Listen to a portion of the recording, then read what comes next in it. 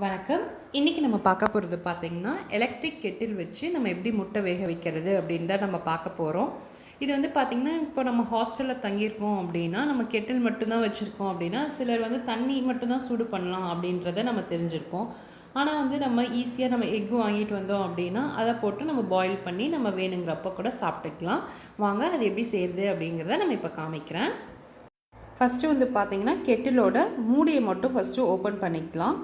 மூடியை ஓப்பன் பண்ணிவிட்டு நம்ம ஒரு 1/2 லிட்டர் அளவுக்கு தண்ணி ஊற்றிக்கலாம்.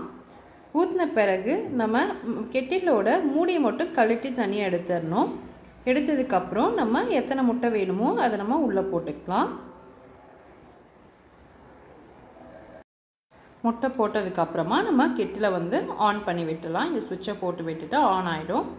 இப்போ வந்து பார்த்திங்கன்னா, இது ஒரு 7லேருந்து 8 நிமிஷம் நம்ம அப்படியே நல்லா வேக வச்சா போதும். நல்லா எக்கை வந்து பாயில் ஆகி வந்துடும்.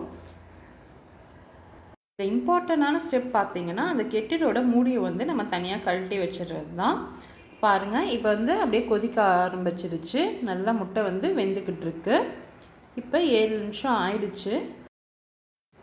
இப்போ வந்து நம்ம கெட்டிலோட ஸ்விட்சை ஆஃப் பண்ணிவிட்டு நம்ம கொஞ்சம் நேரம் ஆற விட்டுட்டு நம்ம வந்து முட்டையை எடுத்து உரிச்சிட்டோம்னா நம்மளுக்கு முட்டை நல்லா வெந்து வந்துடும். நம்ம வீட்டில் வந்து மற்ற ஏனத்தில் போட்டு நம்ம வேக வைக்கிற மாதிரியே கெட்டில்லையும் நம்ம ஈஸியாக வந்து இது மாதிரி வேக வச்சு எடுத்துக்கலாம்.